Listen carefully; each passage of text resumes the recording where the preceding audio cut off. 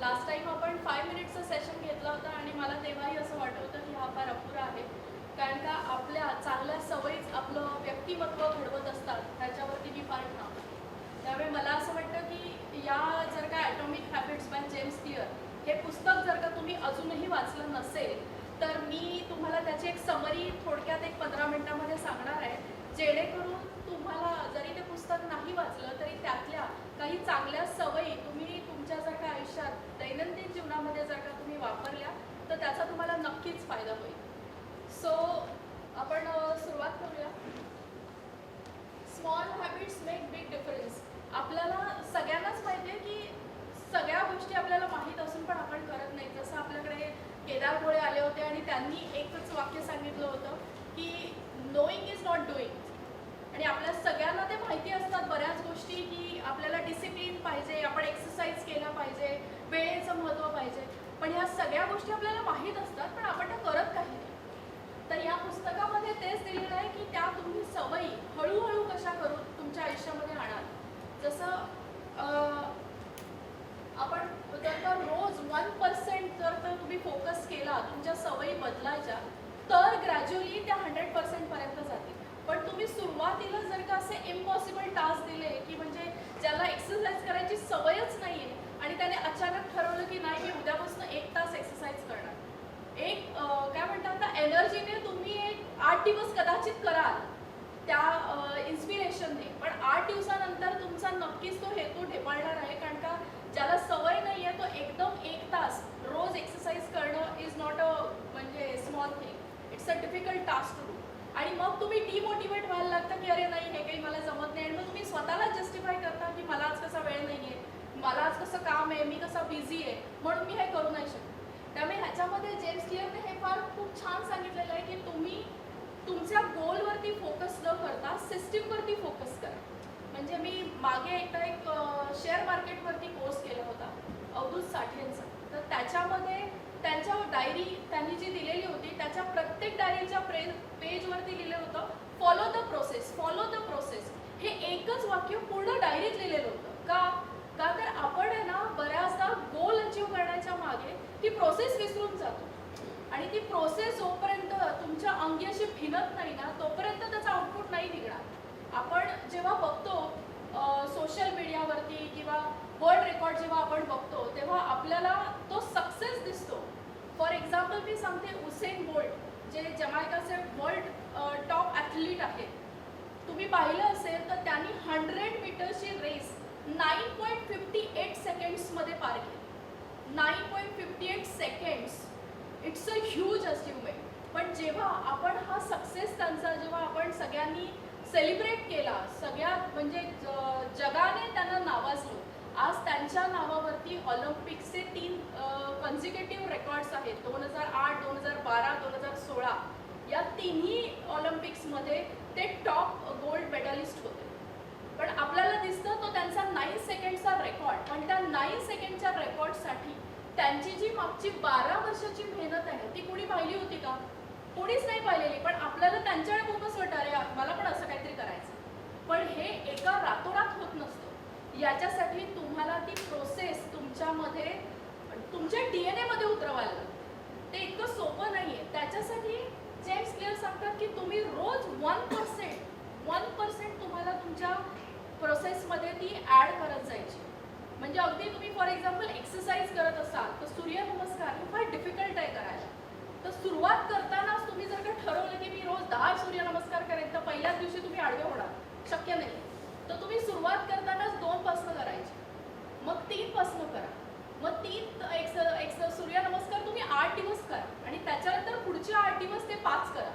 असं जेव्हा तुम्ही कराल पण त्याने काय होईल तुम्हाला एक सवय लागेल की मला हे रोज करायचं. जोपर्यंत तुम्ही कुठलीही कन्सिस्टंटली सातत्यता जोपर्यंत तुमच्या प्रोसेसमध्ये भिनत नाही तोपर्यंत तुम्ही ते करणार. तर तसंच जसं मी आता हुसेन बोल्ट सांगितलं तसंच आपल्याकडे आणखीन एक उदाहरण आहे. तर हुसेन बोल्टने तर पहिल्यापासूनच सातत्याने प्रयत्न केले आणि त्यांना सक्सेस मिळाली. पण तसंच अमिताभ बच्चनच्या बाबतीत नाही. अमिताभ बच्चन पहिल्या दिवसापासून स्ट्रगल करून त्यांनी ॲक्टिंगमध्ये आपलं आयुष्य घडवलं. पण एक वेळ असाही आला की आपण सगळेच जण इथे अप्स अँड डाऊन्सचे अनुभवी सगळेच जण शिकार आहेत की सगळ्यांनी आपल्या आयुष्यामध्ये बॅड फेज एक गुड फेज असं सतत अप्स अँड डाऊन होत असतं. तसंच त्यांचं सुद्धा पीकला असलेलं सक्सेस ते एकदम स्वतःची ABCL कंपनी फॉर्म करून ती नंतर तेवढ्या स्पीडने जेव्हा ती ढासळली आणि ते कर्जबाजारी झाली तेव्हा त्या तिथेच थांबले नाही. कारण का त्यांच्या डोक्यात एकच होतं की ॲक्टिंग हा माझा DNA आहे आणि मला तिथे थांबायचं नाही. तर हे जेव्हा एखादा माणूस ठरवतो ना की नो मॅटर व्हॉट मी माझं अंतिम ध्येय काय आहे किंवा मला काय गोल अचीव करायचं याच्यापेक्षा मला हे सतत हेच करायचं हे करतच राहणार मग काय सक्सेस आपोआपच मिळेल. जसं आपण 3 इडियट्समध्ये पण ऐकलं आहे की म्हणजे सक्सेस के पीछे मत भागो क्योंकि सक्सेस तो झक मार के आता है आपको इंटेलिजेंस का पीछे अपने आप को फॉलो करना है. तर ते तसं आहे. तर अमिताभ बच्चनने त्याच्यानंतर KBC केलं. तो इतका मोठा स्टार असताना त्याने इतके टुकार सिनेमे केले KBC करून त्याने पैसे मिळवले आणि पुन्हा एकदा त्या कर्जातनं बाहेर येऊन आजही आपल्यासाठी बॉलिवूड म्हटलं की अमिताभ बच्चन हे एकच समीकरण आहे. तर हे का आहे कारण का त्यांनी ह्या सगळ्यांनीच ही प्रोसेस फॉलो केली. सो मला हे सगळ्यांना ह्याच्यामध्ये सांगायला आवडेल की तुम्हाला तुमच्या ज्या हॅबिट्स तुम्ही तुमच्यामध्ये प्रोसेस कराल ना ती तुमची आयडेंटिटी बनते. आणि ती आयडेंटिटीज ही लोकांसमोर तुम्हाला कधी सांगावं नाही लागत की अरुण देशमुख कोण आहेत किंवा राहुल जानकर कोण आहेत. त्यांची आयडेंटिटी ती बनते की जसं अरुण सरांना आहे की त्यांना सगळ्यांना नेहमी कॉन्टॅक्ट शेअर करायचे असतात बिझनेस द्यायचं असतात. राहुल सर आहेत ज्यांचा PR इतका चांगला आहे की ते प्रत्येकाला मदत करत असतात. ही त्यांची आयडेंटिटी झालेली आहे. तर ही कुठून झालेली आहे का तर त्यांनी त्यांच्या सवयींमध्ये तो एक गुड डिसिप्लिन हा त्यांच्या सवयींमध्ये त्यांनी इतका अंगीकारलेला आहे की त्याच्यामुळे ते सतत ती प्रोसेसच करतात. ते हा विचार करत नाही की यातनं मला काय मिळेल माझे काही गोल्स त्यातनं अचीव होतील. हे एकदा तुम्ही करत राहिल्यानंतर आहे ना तुम्ही आपोआपच तुमच्या आयुष्यामध्ये सक्सेसफुल होता. तर मी ह्याच्यामध्ये तुम्हाला एक 20 मायक्रो लाईफ चेंजिंग हॅबिट्स सांगणार आहे. फारच छोट्या छोट्या हॅबिट्स आहेत पण ह्या जर का 20 हॅबिट्स तुम्ही रोज दैनंदिन जीवनामध्ये एव्हरी डे जर का तुम्ही या 20 छोट्या छोट्या गोष्टी रोज न थकता कन्सिस्टंटली करा तर तुम्ही तुमच्या आयुष्यामध्ये कुठलेही टार्गेट अचीव करू शकाल. तर लेट स्टार्ट विथ दॅट. सगळ्यात महत्त्वाचं म्हणजे आपण सकाळी उठल्या उठल्या 1 ग्लास ऑफ वॉटर हे सगळ्यांनी प्यायचंच आहे. कारण का 1 ग्लास पाणी प्यायल्यामुळे आपल्या ज्या तोंडातला जो सलायवा असतो तो पुन्हा आपल्या शरीरात जातो. तो फार औषधी असतो. तर ती एक सवय सगळ्यांनी लावायची. बऱ्याच जणांना असतं की नाही उठल्या उठल्या पाणी प्यायला होत नाही.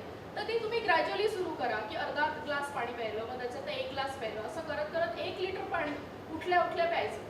त्याच्यानंतर स्ट्रेचिंग. सगळ्यांना सवय नसते 1-1 तास व्यायाम करायची. त्याच्यासाठी आहे ना फारच पॅशनेट असायला लागतं अबाउट फिटनेस. हे प्रत्येकाचं काम नाही. पण तुम्ही एक 10 मिनिटाचा वॉर्मअप एक्सरसाइज तर करूच शकता. तर तो एक तुम्हाला 10 मिनिटाचं एक स्ट्रेचिंग तुम्हाला करायचं आहे. Make your bed first in the morning. उठल्या उठल्या तुम्ही जेव्हा 1 ग्लास ऑफ वॉटर प्यायले तुम्ही स्ट्रेचिंग केल्यानंतर तुमचं जे तुम्ही बेड आहे तो तिथल्या तिथे आवरायला शिका. काय असतं आता आपण सगळेच इकडे फॅमिली मेंबर्स आहोत. जेव्हा आपण आपल्या घरामध्ये ह्या गोष्टी या सवयी आपल्याला लावून घेतो ना तेव्हा आपली मुलं हे बघत असतात. दे आर गुड ऑब्झर्वेंट की त्यांना त्या घराचं कल्चर कळतं त्याच्यामध्ये की आपल्या घरामध्ये सगळ्या गोष्टी नीटनेटक्या जागेवर असतात. भले त्यांना ती सवय नसेल त्यांना पसाराच करायची सवय असेल पण एखाद दिवशी जर का तुम्ही ते नाही केलं तर त्या दिवशी ते तुम्हाला नक्की म्हणतील की हे काय एवढं का पसारा आहे. तर त्यांना त्या डोळ्याने ती बघायची सवय लागलेली असते. त्यामुळे ह्या फार छोट्या गोष्टी असतात ज्या तुम्ही केल्यामुळे त्या घराला त्याचं कल्चर ते एक शिस्त लागते. तसं आहे की रोज एक तुमची टू डू लिस्ट असली पाहिजे की तुम्हाला आजच्या रोजच्या जीवनामध्ये आज मला काय काय कामं करायचे. बऱ्याचदा ना आपल्या डोक्यामध्ये सगळे प्लॅन्स असतात की मला हे करायचं मला ते करायचं पण आज सगळ्यांकडे स्मार्टफोन्स आहेत. तर त्याचा पूर्ण वापर करायला शिका की त्या स्मार्टफोनमध्ये तुम्ही तुमची टू डू लिस्ट बनवा. अगदी छोट्यातली छोटी गोष्ट असू दे किंवा खूप मोठे टार्गेट असू दे पण ती एक आजच्या दिवसाची जे एका दिवसात तुम्ही काय करू शकता त्याची ती लिस्ट बनवा. त्यानंतर आहे move your bed time by 15 minutes. म्हणजे एव्हरी डे जर का तुम्हाला रात्री 11ला झोपायची सवय आहे तर ती 15 मिनिटं आधी करा. आणि ते स्वतःला एक कमिटमेंट द्या की नाही मी आजपासून ठरवलं की मी 11:15ला झोपेन. कारण का तुम्हाला कळत असेल की 15 मिनिटं लवकर झोपून तुम्ही काही फार अचीव नाही करणार आहात पण जेव्हा सकाळी आपण तेव्हा आपल्याला नेहमीच असं वाटतं ना की 5 मिनिटं अजून झोपतो. आणि ती 5 मिनिटं इतकी मोलाची असतात की ती 5 मिनिटं मिळाल्यानंतर पण आपल्याला असं वाटतं वाव, म्हणजे मला खूप एक साऊंड स्लीप मिळाली. त्यामुळे जर का तुम्ही रात्रीची 15 मिनिटं जर का तुम्ही आधीचा अलार्म लावला तर सकाळीची 5 मिनिटं तुम्हाला एक्स्ट्रा लागतात, ती तुम्हाला लागणार नाही. त्यामुळे ती एक सवय ठेवा. आणि एव्हरी डे म्हणजे लंच डिनर स्किप झाला तरी चालेल, पण ब्रेकफास्ट स्किप नाही झाला पाहिजे. त्याच्यासाठीच आपण असा लॅविश ब्रेकफास्ट इथे ठेवतो की हेल्दी ब्रेकफास्ट हा एव्हरीडे झालाच पाहिजे. अगदी तुमचा घरी वेळ नाही मिळाला तर तुम्ही बाहेर पडल्या तरी हेल्दी ब्रेकफास्ट करूनच तुमच्या कामाची सुरुवात करा. त्याच्यानंतर तुम्ही जेव्हा ही टू डू लिस्ट बनवता तेव्हा त्यातले काही टॉप प्रायोरिटीज आहेत त्या सेट करा. की समजा मी टू डू लिस्टमध्ये लिहिलेलं आहे की मला या 10 गोष्टी आज करायच्याच आहेत, पण त्या 10 मधल्या 4 गोष्टी अशा आहेत ज्या टॉपमोस्ट आहेत, तर त्या सेट करा प्रायोरिटीज की या 10 मधल्या ह्या 4 गोष्टी तरी मी करेनच. मग पुन्हा एंड ऑफ द नाईट की तुम्ही ठरवाल की ठीक आहे यातल्या 5 गोष्टी राहिल्या तर त्या मी उद्यावरती टाकतो, त्या उद्या केल्या तरी चालणार, तर पण त्या प्रायोरिटीज सेट करा. त्याच्यानंतर मला तर आवड आहेच आणि मी जॉईन झाल्यापासून MSc प्रत्येकाला सांगते reading is utmost important in your life. तर ते 30 मिनिट्स रीडिंग ही पण एक सवय तुम्ही सगळ्यांनी आपल्याला लावून घेतली पाहिजे. कारण का या सवयीने तुम्हाला कधीच तुमचं कम्युनिकेशनच्या बाबतीमध्ये प्रॉब्लेम येणार नाही. तुम्ही तुमचा कुठलाही मुद्दा फार ठामपणे मांडू शकता आणि कॉन्व्हर्सेशनमध्ये तुम्ही कुणाबरोबरही हरू शकणार नाही. तुम्ही तुमच्या सगळ्या पद्धतीने तुम्ही तुमचं म्हणणं मांडू शकाल. आणि आज तुम्ही बघितलं असेल की प्रेझेंटेशन इज अटमोस्ट इम्पॉर्टंट. जो दिखता है वही बिकता है, तर पण तो दाखवण्यासाठी तुम्हाला बोललंही पाहिजे. तसं पोर out everything on your mind in your notebook और इन युअर मोबाईल. म्हणजे बऱ्याचदा अशा गोष्टी असतात ज्या तुम्ही कुणाशीही वेंट आउट करू शकत नाही. अगदी आपला बेस्ट फ्रेंड असला तरी सतत आपल्याला एक भीती असते की मला कोणी जज करेल का, म्हणून आपण आपल्या बेस्ट फ्रेंडला सुद्धा सगळ्या गोष्टी सांगायला जात नाही. पण मग अशा वेळी तुम्ही निदान तुमच्या नोटबुकमध्ये किंवा तुमच्या ईमेलमध्ये किंवा तुमच्या आयपॅडमध्ये त्या गोष्टी लिहून काढा की जो तुम्हाला स्ट्रेस आहे, तुम्हाला एखाद्याचं म्हणणं पटलं नाही किंवा आज ऑफिसमध्ये काहीतरी घडलं जे तुम्हाला आवडलं नाही, तुम्ही दुखावले गेला किंवा कुणीतरी तुम्हाला तुमच्याशी मिसबिहेव केलं, आणि काय होतं जोपर्यंत तुम्ही ते बाहेर काढत नाही तोपर्यंत तुम्हाला तो स्ट्रेस राहतो. पण तुम्ही जर का ते एकदा धडाधडा लिहून काढलं ना तर यू फील रिलॅक्स्ड. तर ते पण एक सवय लावून घेणं फार गरजेचं आहे. म्हणजे you don't have to carry that emotional baggage in. तर ते करणं, ती पण एक सवय लावून घेणं फार गरजेचं आहे. हे जेव्हा तुम्ही कराल तर तुम्हाला प्रत्येक वेळेस तुमचा मित्र किंवा मैत्रीण त्या वेळेला सापडेलच असं नाही आहे, पण त्यावेळी जर का तुम्ही ही सवय ठेवली तर ती तुम्ही स्वतःचे एक चांगले मित्र बनवू शकता. त्याच्यानंतर तुमचं जे टू डू लिस्ट जी बनवाल त्याच्यामध्ये पण तुम्ही try to make it daily और वीकली. की म्हणजे बऱ्याच गोष्टी असतात ज्या तुम्हाला डेली नाही, तुम्हाला एक पुढच्या आठवड्यात लागणार असतात किंवा एका महिन्यात लागणार असतात, तर त्याचा पण एक शेड्यूल करा की तुम्हाला डेली काय गोष्टी लागत आहेत, वीकली काय लागत आहेत. Gets outside on your breaks, clean your head. म्हणजे रोजचं जे आपलं मोनोटनस लाईफ असतं किंवा एक तुम्ही काम करताय आणि त्याच्यामध्ये तुम्हाला आता इतकं ओव्हर ऑक्युपाईड झालं आहे तर एक ब्रेक घ्या. 10 मिनिटाचा ब्रेक घ्या, बाहेर जा, फ्रेश एअरमध्ये जाऊन एक वॉक घ्या किंवा कुणाला तरी तुमच्या एका आवडत्या व्यक्तीशी बोला, जेणेकरून तुमचं माइंड क्लिअर होईल. हे पण करत राहिलं पाहिजे. कारण का आपण बऱ्याचदा हे विसरतो की आपल्याला जे दिवसभरात एवढं काम दिसतं त्याच्यात आपण हे विसरतो की जर का माइंड तुमचं क्लिअर नसेल तर तुमची प्रोडक्टिव्हिटी लो होते. तसंच end your day on a good note. काहीही झालं तरी दिवसाची म्हणजे शेवट जो आहे तो नेहमी ग्रॅटिट्यूडनेच करायचा. कारण का जे काही आजही आपल्याकडे आहे ते जे आहे त्याच्या बाबतीत तुम्हाला नेहमीच कृतज्ञ असणं फार गरजेचं आहे. कारण का आजही आपल्याला माहिती असेल की आपण जेव्हा आजूबाजूला अशा नेगेटिव्ह गोष्टी बघतो तेव्हा आपल्याला कळतं की अरे बऱ्याच बाबतीत मी ब्लेस्ड आहे. तर हा ग्रॅटिट्यूड डेली बेसिसवरती तुम्हाला स्वतःला सांगायचं आहे. कारण का हे जेव्हा तुम्ही करता तेव्हा तुमच्या मेंदूला सुद्धा तो एक पॉझिटिव्ह मेसेज जातो. Deep breath. म्हणजे प्रत्येक वेळी बऱ्याचदा आपलं असं होतं की कुणाबद्दल तरी राग येतो आणि आपण पटकन त्याला बोलून जातो आणि एकदा बोलल्यानंतर तुम्ही शब्द मागे नाही घेऊ शकत. तर अशा वेळी तुम्ही डीप ब्रेथ करून स्वतःला शांत करायचं. प्रत्येक वेळी सगळ्यांना असं रागाने बोलूनच विषय तोडायची गरज नाही आहे. तर त्यावेळी तुम्ही ती एक ब्रीथिंग एक्सरसाइज करू शकता. स्पीक्स लेस लिसन मोर. जे आपण सगळेच जण म्हणजे सगळ्यांना माहिती आहे पण प्रत्येकाला आपलं म्हणणं आधी म्हणायचं असतं पण मला या बाबतीत पण म्हणजे मी सुद्धा अजूनही त्याच्यावर स्ट्रगल करते, पण मला अजून तरी एक्सपिरियन्स असा आहे की तुम्ही जर का स्पीक्स लेस आणि लिसन मोर केलं तर तुम्हाला काहीतरी नवीन माहिती मिळते. पण जेव्हा तुम्हीच बोलता तर तुम्ही तेच बोलता जे तुम्हाला माहिती आहे. त्यामुळे जर का तुम्ही श्रोता बनला तर तुम्हाला बऱ्याच नवीन गोष्टी कळू शकतात. आणि एक life long learning daily habit ठेवली पाहिजे. आपण सगळ्यांना जसं वाटतं की सगळ्यांच्या हातात गुगल आहे, वी आर ज्ञानी, आम्हाला काही गरज नाही आहे कुणी काही ज्ञान द्यायची. त्यामुळे आपल्यामधलं लर्निंग मोड हा आता ऑफ झालेला आहे. तर तुम्ही तो नेहमी ऑन ठेवा. अगदी लहान मुलगा असेल, तुमच्यापेक्षा कोणी लहान असेल किंवा खूप एजेड असेल ज्यांना आता बाहेरचे काही टेक्नो सॅव्ही नसतील, पण तरी सुद्धा प्रत्येकाकडनं काही ना काहीतरी शिकायचा प्रयत्न करा. Make down time priority. तुमच्या मोबाईलचा सोशल मीडिया म्हणजे तुमचा स्क्रीन टाईम हा तुम्हाला कसा रेड्यूस करता येईल ह्याच्यावरती तुम्ही काही टार्गेट सेट करू शकता. म्हणजे लेट्स से तुमचा स्क्रीन टाईम रोजचा 5 तास आहे, तर मी तो या आठवड्यामध्ये मी तो 4.5 तासापर्यंत आणेन, मी 15 मिनिटं कमी करेन. असं जेव्हा तुम्ही ग्रॅज्युअली कराल ना, तेव्हाच तुमचा स्क्रीन टाईम कमी होईल आणि तुमच्या मोबाईलमध्ये एवढे टेक्नॉलॉजी पुढे आहे की तुम्ही जर का तुमचा स्क्रीन टाईम सेट केला की मला 3 तासाचा स्क्रीन टाईम हवा आहे, त्याच्यानंतर तो लॉक करा, तर तुम्हाला आपोआपच तुमचा सोशल डिटॉक्सिंग होऊन जाईल. आणि फर्स्ट आणि लास्ट याच्यामधलं मी असं सांगेन की इम्प्रूव्ह युअर मेंटल क्लॅरिटी.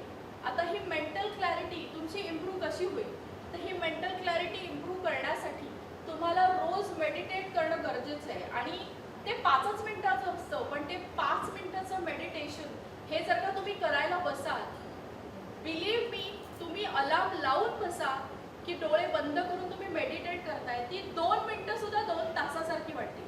कारण का ना कुणालाच आहे ना स्वतःबरोबर वेळ घालवायला भीती वाटते की मी एकटा आहे की काय, माझ्याबरोबर कुणीच नाही आहे, ही फिलिंग येते. म्हणून माणसांना सतत कोण ना कोणतरी लागतं. आणि कोणी नसेल तर प्रत्येकजण सोशल मीडियावरती काहीतरी बघत बसतो आणि स्वतःला एंगेज होतो का, तर मी एकटा नाही आहे, माझ्याबरोबर कोणीतरी आहे. पण जेव्हा तुम्ही मेडिटेट करायला लागाल तेव्हा तुम्हाला कळेल की तुमचा मी टाईम हा किती इम्पॉर्टंट आहे. आणि तुम्ही स्वतःबरोबर जेव्हा तुम्ही आनंदात वेळ घालवू शकाल ना, तर तुम्हाला कोणाची गरज पडणार.